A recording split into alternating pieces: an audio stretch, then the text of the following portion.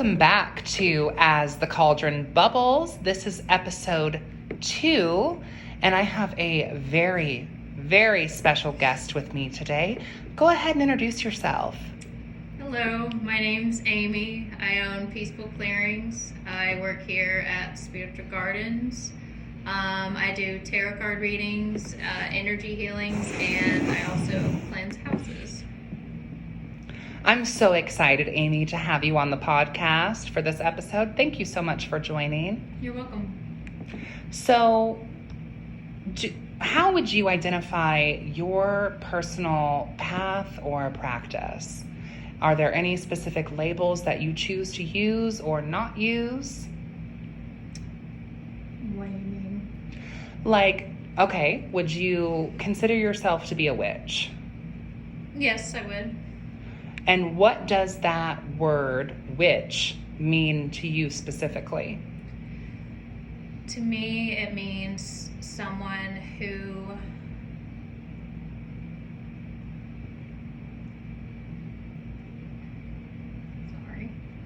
It's okay. I haven't thought about that. I would say someone who connects with the universe, someone who connects with spirits, someone who thinks outside the box, someone who uses different ingredients such as herbs, stones, and makes, manifests what they want. Someone who, doesn't go just by the normal religion, if you will. It's someone who pretty much, wants to pray to what they want to pray to, because witchcraft has, or being a witch has no set rules. Mm-hmm. So I would say being a witch is what you want to believe. That's what a witch is. What would you say initially got you into witchcraft? When did you start practicing witchcraft, and what got you into it? Oh, do you want the short story or long story? Either one. I kind of always knew as a kid. I mean, I didn't know that's what it was, that I wanted to be a witch, because I was taught as a kid that I needed to go to church every Sunday. We didn't go every Sunday, but we went here or there. And I was forced to go to Lutheran school, and I was bringing, witch books and herbal books to chapel and Lutheran school. And at what age were you during this time? Like 10 to 13. Okay. I was, these were the books that you could get at the library that you would see and you would check out in that one little dark corner in the back. Yeah. And I would bring them into chapel, and I'd get in trouble, and I was always sent to the pastor's office, and they would make me pray in front of the creepy, humongous Jesus statue, and ask for forgiveness. And I would have to quote from the catechism, and I still know the Lord's Prayer. So. Okay, Lord's Prayer. Well, it's kind of phased out a little bit, but I would have to say I just knew at a young age then, so that kind of started me there. But yeah. So do you feel like, we have people listening on this podcast who do come from very devout, Abrahamic religious backgrounds, who might also kind of struggle a little bit with this idea of practicing witchcraft. And for you, what advice would you have that you could give people who are interested in witchcraft, who might want to get into practicing witchcraft, but who might have some, trauma or PTSD or even hang-ups about practicing because of their indoctrination? Well, I mean, I had it for the longest time too, and a lot of people too think, well, I'm going to bring something evil in, and well, one, you are if you're going to be scared practicing, because if you're scared and you're worried, then it's going to bring something negative in ways. And two, as I said earlier, being a witch is being free, and that's the best part about it. And I would say when my struggle was, and even still for the longest time, and it actually just happened, I would say about 2 years ago, getting over it, honestly, you have to become with peace within yourself and who you are. And you have to come to terms that society and your family is not going to be accepting of it. And once you become in terms with that, then I think you can move on. Because a lot of people think that because you practice witchcraft, you can't believe in God. And for the longest time, I kind of was confused on, should I believe in him and should I not? And I hated him for the longest time because I was forced to, like I said earlier, ask for forgiveness in front of this weird statue. But I finally came to terms and at peace with him, because me personally, and I'm whatever everyone believes, that's their own thing. Me personally, I believe in many gods, and I believe that there's numerous things out there. But I do believe in God of Abraham. I do think he's out there along with different gods, Hindu God, all the other gods. So, but if they're that person struggling, I still think you can practice witchcraft and believe that there is that God out there. But being a part and practicing witchcraft, again, it's part of having freedom. And if you're struggling, you're just going to have to come to terms with it. Your family's not going to like it. How would you say that you personally kind of came to terms with your, I don't know if it's appropriate to say, came to terms with your faith and your practice, or, how did you kind of maneuver? You said that this was kind of about 2 years ago that you really kind of worked through this. So what was that like for you? It was more of a sit down and a prayer thing. So I kind of, said, because I hadn't talked to that God in forever. I talked to many gods and goddesses. And then I, said a prayer and said, hey, I don't hate you anymore. So, but this is what I do. Mm-hmm. So this is who I am. Mm-hmm. And this is what I practice. And I do believe in numerous gods. Sorry, because I've read his book, unfortunately, many times, and I know that he's a jealous and vengeful God or what have you, but I said, this is what I believe. Mm-hmm. I said, I don't hate you anymore, though, so. And I'm sure that was very much like a very healing thing to kind of go through in terms of any potential trauma or stress that you might have had prior to having that sort of experience. I feel like would very much heal some maybe wounds around that specific ideology of, how can I identify as witch, but also still believe in an Abrahamic God. Would you say that's correct? Say the last part again. Like in the sense of, there's a lot of controversy, I think, in the witchcraft community about Christian, Jewish, or Islamic witches. And I don't want to put, words in your mouth. I just want to make it clear. We are saying that we have gotten to a point in our personal practice with you that, the Christian God or the God of Abraham, as you said, is a part of your practice, and we also identify as witch. I would say that I wouldn't say he's part of my practice. I just said, like I said, I believe that there's different, I believe that he is there. That makes sense. Yeah, and I believe that even if he was a part of your practice, your practice is your own, So I have seen a lot of people who claim the title, Christian witch. And I have seen the controversy kind of on both sides of the fence.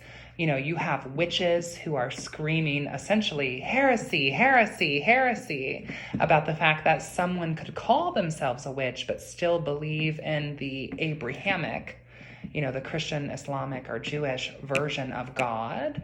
And then you also have people on the other side of that script, be it Christians, Jews, or Muslims, who are like, how can you say you believe in God, but you are committing heresy?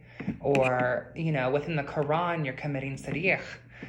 Like you are doing what our book tells you not to. And I think that for a lot of Abrahamic witches, or witches who work with any sort of Abrahamic influence, in some ways that is kind of a blessing and an obstacle, and it definitely sets them apart from both communities in the sense that, both communities give this specific group of witches shit sometimes.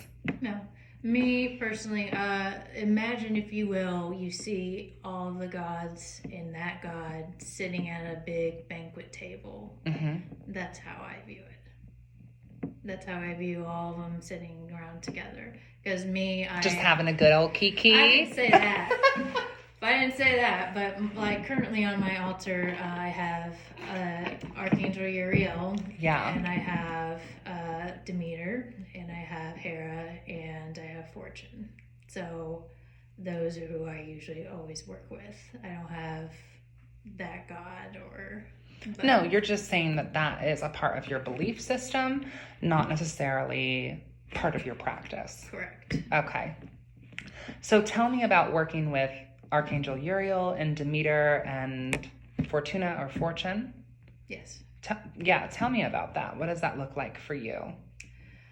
I work honestly more, with Hera, I was drawn to, and I know that she helps with marriages, and I know that she's more protective with family.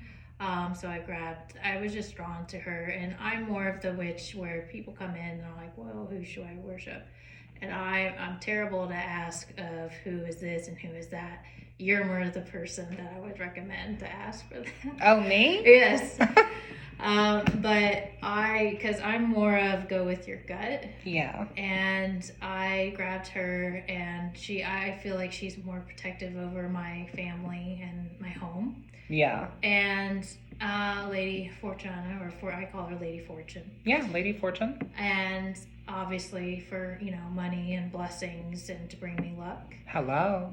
And for Demeter, I don't know. Her statue was just, I saw her and I picked her up and I grabbed her. I know she's for harvest and blessings and abundance. Mm-hmm. And she just looked caring to me. Mm-hmm. So, and I just have a great sense of energy with her. So I grabbed her. And Archangel Uriel, I'm really, really drawn to. Mm-hmm. He is an earth element. He is also someone that opens your third eye and opens your crown. He's the Archangel of Knowledge. He's actually the Archangel that helped King Solomon build the temple. He taught the demons how to, he taught him how to control the demons with magic. Mm-hmm. And he was actually the first angel that was in charge of hell. It was not Lucifer, because he was tricked by Lucifer in the Garden of Eden, and he wanted to show God his repentance, so he was in charge first. Oh, I didn't even know that. And also, depending on your views of how you look at things, he's the archangel that's in charge of Thaddeus. Is that how you say it? Okay. The jail for the Titans. Okay. And he's also the archangel, again, depending on your views and how you view history and everything. If you go by the Bible or if you go by Greek mythology, he's the archangel that turned the women that had sex with the angels into sirens. And oh, that's really? Where sirens came from. Okay, I didn't even know that. Yeah. But why I work with him is because if you're wanting to learn more knowledge, if you're wanting to open up your third eye, if you're wanting to learn communication, if you're wanting that fire energy, because even though he's an earth element, his name is known as God of Fire, God of Light. Okay, is that what the name Uriel means? Okay, yes. God of Fire and God of Light. Yes. Okay. And he's not a fallen angel, but he's like right there, and I'm just drawn to him, so that's why I work with him. So what is the difference? And I'm curious because I genuinely don't know much about angels, but I'm fascinated by the concept within, mythology. So what is the difference between an archangel, an angel, and a fallen angel? Are there specific differences in that terminology? Yes, well, fallen angel is someone, again, if you believe in God, is that has been cast out by God. And an angel there's a rank structure. So there are actually 9 different ranks, according to, again, if you believe in heaven, And I don't remember, I have it all written down. I don't remember off the top of my head. It's a lot. But there, like I said, there's 9 different rank structures. Mm-hmm. And actually, going back to what I was talking about with Archangel Uriel, sorry, let me back up. Going back to the 9 different rank structures. So the angels, and there's archangels. Well, Archangel Uriel, he's in one of the 9 rank structures. And Lucifer was in 4 of those ranks. Because the angels and heaven and everything is ran by kind of like a military structure. And that's why I always like to tell people that angels are not fluffy. They're not this Cupid stuff that you see. They're not. Right, yeah. Well, I'm aware of some scripture in the Bible as well as the Quran talking about angels and like having, multiple eyes or thousands of eyes and mouths, and actually people being quite frightened at the sight of actually seeing an angel. Yes. Or also being instructed not to gaze upon them directly because of their form. Yes. And Archangel Michael, even though he is a very powerful angel, he was only in, I believe, 2 of the rank structures. Archangel Lucifer was actually one of the most powerful archangels. He was in 4, like I said, 4 of those structures. And what are these structures? They're, like I said, it's ran like a military base up top. So imagine, if you will, that along the angels, it's like a big platoon. And these 4 rank structures are like squads. And there's different archangels that are in charge of these squads. Squads of other angels. Yes. Okay. And Lucifer was in charge of 4 of these. Okay, and how much roughly, like how large is a squad? Well, it depends. Like one of them, and I don't think Lucifer was in charge of them, one of them has like 3 million of them. Wow, okay. And I think Uriel was in 2 of them. And the highest ranking ranks is the one that's closest to God and only talks to God and doesn't go out and really talk to people much or go around people much. Okay. But that, to me, when I read that Lucifer was in charge of 4 of the rank structures, it made me look at, because I never really felt that. Growing up, you're taught that Lucifer is Satan, devil, this and that, and reading in the Bible.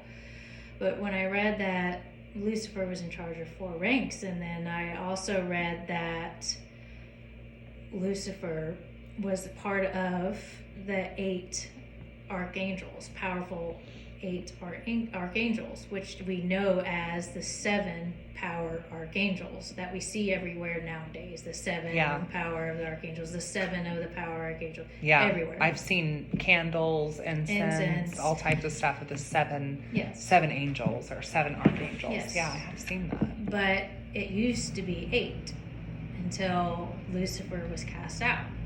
So Lucifer used to be in charge of 4 of the hierarchies, is what they called it, Okay. ranks.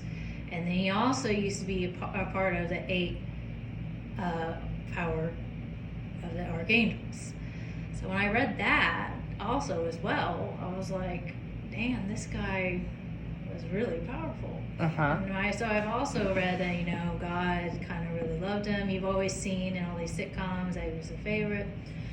So to me, I feel, and this is my personal belief, nothing really religious that I was reading, I think that when he was cast out, it was because he was more concerned that God was not going to be put on a pedestal. And I feel, and through my readings, that if he is in hell, and there is a hell, and what I've also read on a twist, that he's there in hell kind of teaching God's preachings in hell, not really a punishment in hell.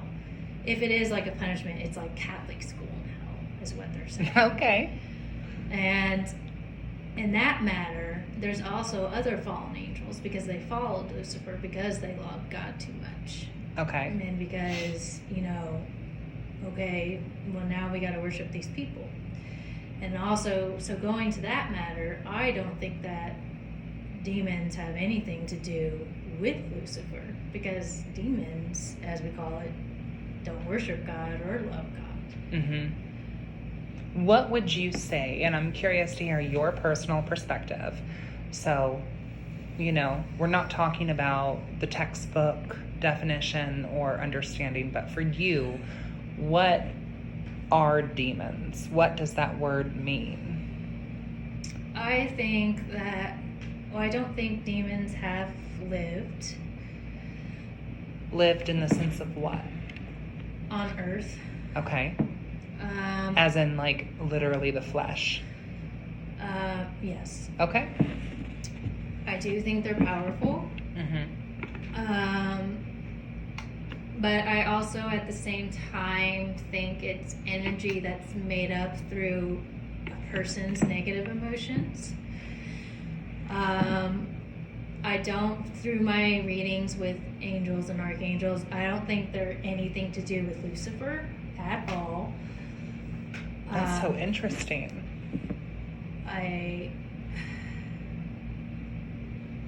Because there's angels and archangels that are fallen, their whole job, if there is torture in hell, their whole job title is torture. Okay. So I don't think there is anything to do. If you're tortured in hell, it's going to be a specific job by an angel. By a fallen angel, Yes. right? Yes. Not an archangel, but a fallen angel would be in charge of Yes. that. Okay. But to me, a demon can also be, I don't like, going back, I don't think a demon has lived on this earth ever. I think it's negative energy that you have made yourself. I don't think it's tied with Lucifer. And I think it's something that has just been made throughout time, or I'm not exactly sure what it is, but I know it is not to do anything with Lucifer, to be honest. Yeah. No, I appreciate, look, on this podcast, I like to keep it real, keep it candid, and just speak from my own experience. I don't expect you or anyone ever to speak for, you know, the community. I just want to hear from your opinion, your perspective.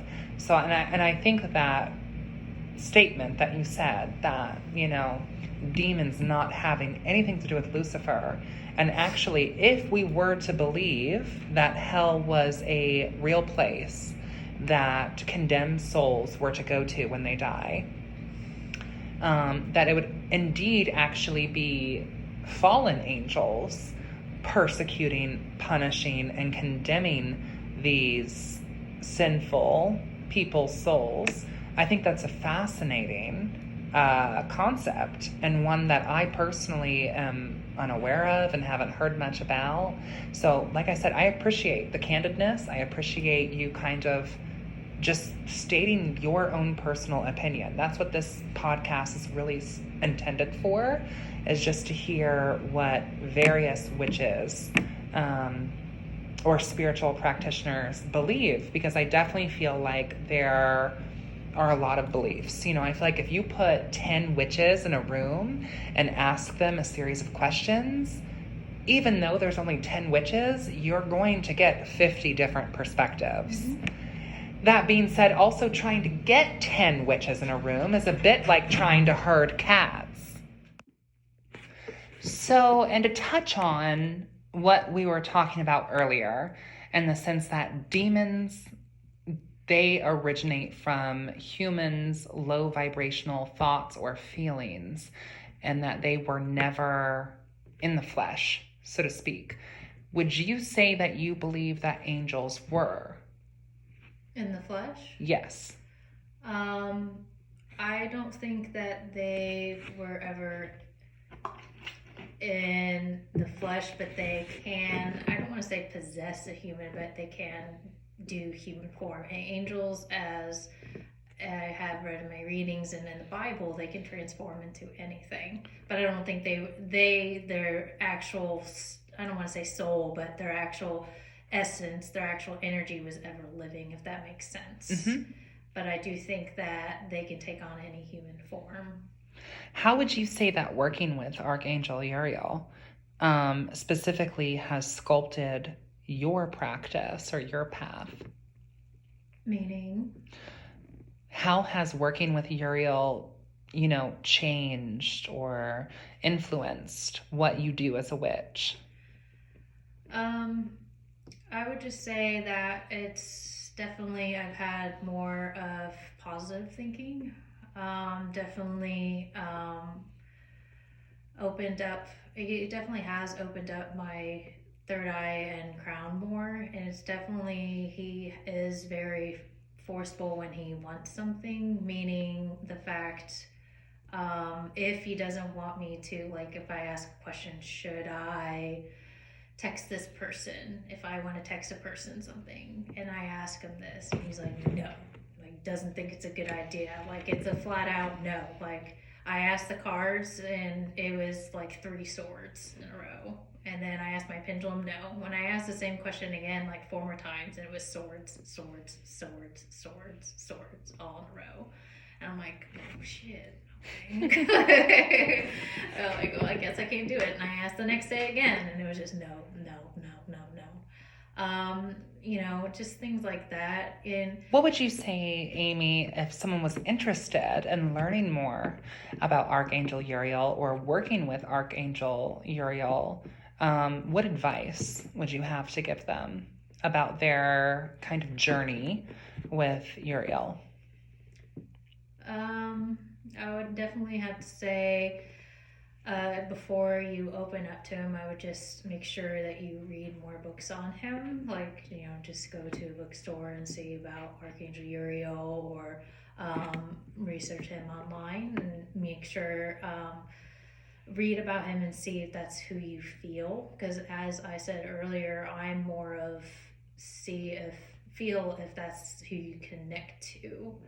You might connect to Archangel Raphael, Archangel Gabriel, Archangel Michael, or whoever.